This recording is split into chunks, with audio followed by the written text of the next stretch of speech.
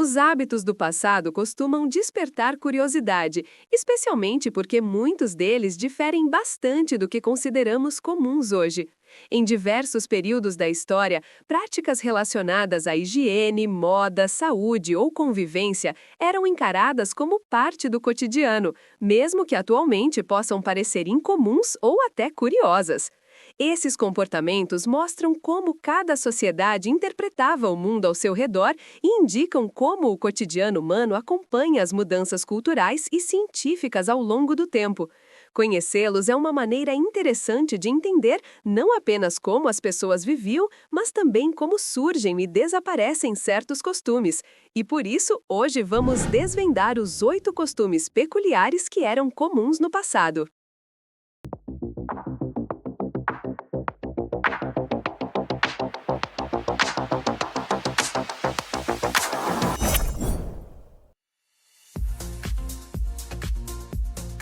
Durante o século XIX, a perfumaria vivenciou uma profunda transformação. No passado, o perfume era usado como remédio na Grécia para promover o bem-estar, no Egito em processos de mumificação e rituais, e durante as epidemias de peste, especialmente a partir do século XVII, médicos utilizavam máscaras com bicos preenchidos com flores e ervas aromáticas, pois acreditavam que o mau cheiro transmitia a doença. Com o avanço da síntese química, novos ingredientes passaram a ser empregados, como vanilina, almíscares sintéticos, iononas e aldeídos, moléculas que não possuíam equivalentes diretos na natureza, mas permitiram fragrâncias mais intensas e acessíveis. Ao mesmo tempo, matérias-primas exóticas como patchouli Indonésia, civeta, extraída de glândulas da civeta, âmbar gris, proveniente do intestino de cachalotes, castório, extraído das glândulas de castores, e especiarias como noz moscada eram incorporadas aos aromas. Atualmente, algumas dessas substâncias ainda são usadas em perfumes, porém em menor quantidade devido a preocupações éticas e ambientais. Esse acúmulo de sofisticação tornava o perfume símbolo de distinção social. À medida que a higiene e o banho se popularizavam entre as classes médias e altas, os perfumes passaram a exercer uma nova função: mascarar odores corporais e associar-se à limpeza e ao refinamento. O resultado foi a popularização do produto, que até então era privilégio da nobreza. A partir disso, o perfume deixou de ser relíquia da corte para assumir lugar de destaque na vida moderna. Durante a Era Vitoriana, entre 1837 e 1901, o cabelo humano assumiu uma função simbólica e sentimental. Após o óbito, era comum que as pessoas guardassem mechas de cabelo de entes queridos como forma de lembrança e presença física dos falecidos. Essa prática também foi realizada pela Rainha Vitória, após o falecimento do príncipe Albert em 1861. As mechas eram trançadas, tecidas ou entrelaçadas e transformadas em joias, pulseiras, broches e medalhões, muitas vezes adornados com ouro ou vidro de proteção. O cabelo era escolhido por sua durabilidade, ele não se decompõe facilmente, o que o tornava um símbolo ideal de eternidade e afeto. Além disso, tecer cabelos não se restringia apenas ao luto. Também era comum presentear pessoas queridas como forma de lembrança, símbolo de afeto ou amizade. Essas peças eram conhecidas como mourning jewelry e integravam um complexo sistema de rituais de luto e memória material na sociedade. A prática de guardar ou usar cabelo humano em joias e arranjos já existia desde o século XVII, mas atingiu seu auge entre os séculos XVIII e XIX, especialmente durante a Era Vitoriana. Antes da descoberta dos corantes sintéticos, os tecidos eram tingidos com pigmentos naturais e de alto custo, como o índigo, extraído de plantas para produzir tons de azul intensos e duráveis, e o carmim, um vermelho vibrante obtido a partir de insetos fêmeas de cochonilha esmagada. Em 1856, William Henry Parkin sintetizou a malveina, o primeiro corante sintético comercializado, derivado da anilina obtida do alcatrão de carvão. Essa descoberta revolucionou a moda e a indústria têxtil, tornando possível a produção em larga escala de cores vivas e acessíveis. Pela primeira vez, tecidos tingidos em roxo malva e posteriormente em outras tonalidades intensas tornaram-se disponíveis às classes médias, simbolizando modernidade e sofisticação na era vitoriana. Contudo, os primeiros corantes apresentavam impurezas e certa instabilidade. Alguns corantes da época, como o verde de Scheele, eram altamente tóxicos devido ao uso de metais pesados, como o arsênico, assim como o amarelo cromo, alvaiade e outros tingimentos tóxicos da época. Já os novos corantes à base de anilina traziam riscos de toxicidade devido aos subprodutos e contaminantes dos processos iniciais, exigindo regulamentação futura. Entre os séculos XVIII e XIX, um dos produtos mais curiosos e bizarros vendidos nas farmácias europeias era o chamado múmia. Obtido a partir de múmias egípcias moídas, acreditava-se que esse pó possuía propriedades medicinais capazes de tratar inflamações, fraturas e até epilepsia. A origem desse costume remonta à Idade Média, quando ocorreu uma confusão linguística e cultural. Médicos europeus se depararam com o termo árabe mumia, que significava betume medicinal, uma substância escura e viscosa derivada do petróleo, usada em tratamentos antigos. Como os corpos egípcios mumificados também continham betume e resinas, acreditou-se que o remédio múmia vinha diretamente dos próprios cadáveres preservados. Além disso, houve a associação equivocada com o bitumen judaicum, um composto orgânico usado na construção e, em menor escala, na medicina antiga. Essa sobreposição de significados levou os médicos a concluir que triturar múmias inteiras seria uma forma legítima de obter o mesmo efeito terapêutico. O comércio tornou-se tão lucrativo que, com a escassez de múmias autênticas, falsificadores passaram a usar corpos recentes, cobertos com bitume, para enganar compradores. Apenas no final do século XIX, com o avanço da medicina científica e da microbiologia, essa prática foi abandonada. Antes da padronização dos serviços funerários, era comum que os velórios fossem realizados dentro das próprias casas. Em muitas casas, especialmente entre os séculos XVIII e XIX, havia um cômodo preparado para receber o corpo e permitir que familiares, vizinhos e conhecidos participassem do ritual de despedida. O corpo permanecia exposto por horas ou dias, geralmente ornamentado com flores, enquanto a família se despedia. Esse espaço doméstico cumpria uma função social. Além de ser o local de luto, também servia como local de respeito e status social. Em algumas crenças, práticas específicas acompanhavam o velório, como cobrir espelhos, parar relógios e reorganizar móveis. Essas ações tinham como objetivo marcar a presença de luto e respeito no local.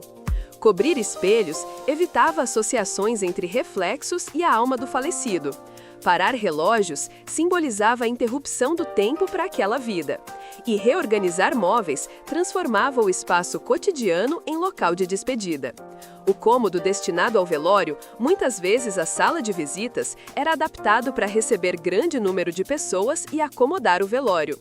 Com o avanço da urbanização e a profissionalização dos serviços fúnebres no século XIX, os velórios passaram gradualmente a serem transferidos para capelas e estabelecimentos especializados. Essa mudança reduziu a associação direta entre o espaço doméstico e a morte.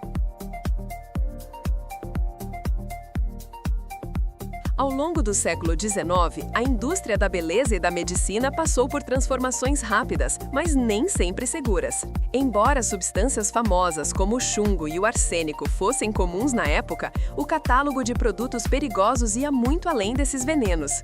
Com o objetivo de tornar as pupilas dilatadas, que era moda na época, muitas mulheres pingavam extrato de beladona diretamente nos olhos. A planta, altamente tóxica, de fato deixavam as pupilas maiores, mas o uso contínuo causava visão turva, palpitações cardíacas e podia levar à cegueira permanente. Para a pele, além dos pós-clareadores corrosivos, utilizavam-se depilatórios agressivos à base de óxido de cálcio e outros agentes cáusticos para remover pelos, o que frequentemente resultava em queimaduras químicas graves e cicatrizes.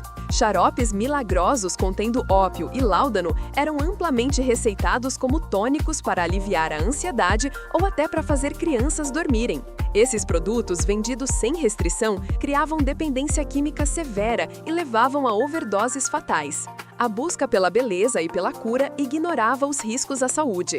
Como a regulamentação era rudimentar e os riscos desconhecidos por grande parte do público, esses rituais diários continuaram tirando vidas, até que no início do século XX surgiram leis que começaram a banir essas práticas.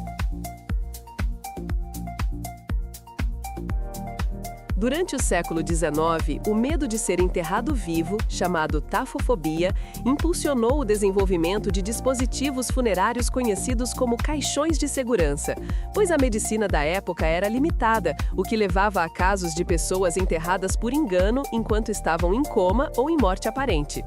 Esses caixões funcionavam com diferentes formas de sinalização. Um dos designs incluía uma corda conectada a um sino acima do solo, para que a pessoa enterrada pudesse puxá-la e alertar os que estavam na superfície.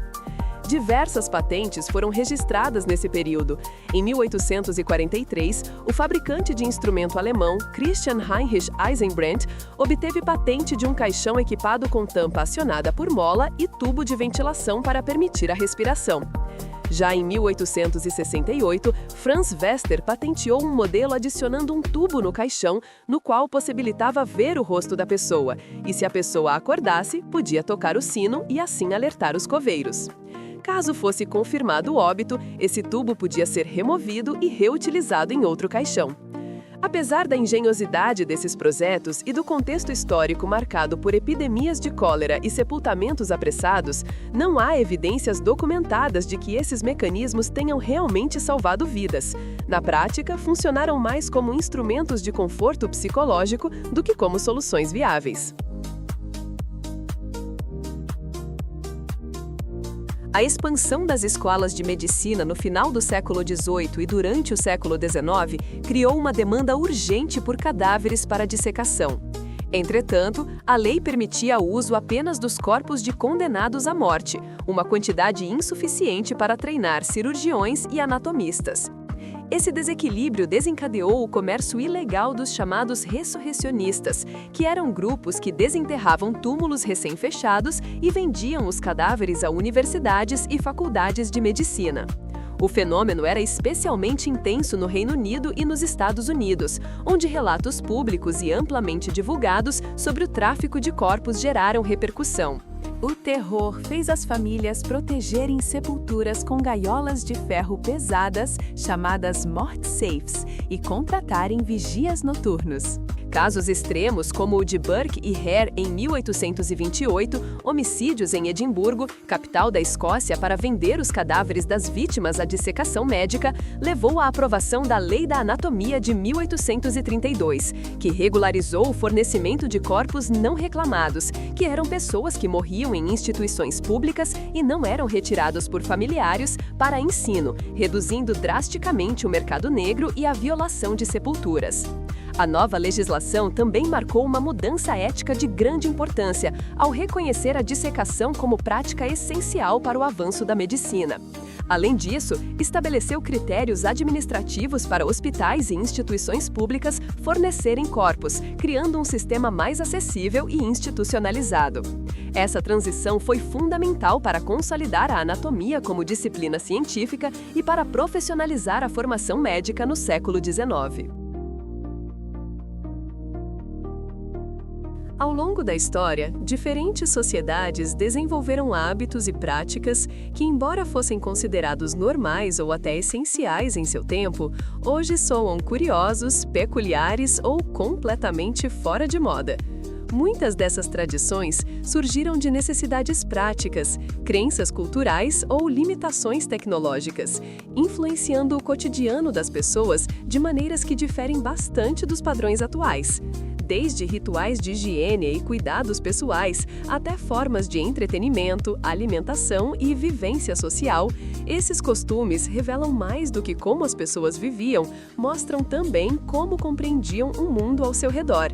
Investigar essas práticas do passado permite observar a transformação dos princípios, da ciência e da cultura ao longo dos séculos, destacando o quanto os comportamentos humanos podem mudar conforme o contexto histórico evolui. Se você gostou do conteúdo, não se esqueça de se inscrever e ativar o sininho para não ficar de fora dos próximos conteúdos. Até a próxima!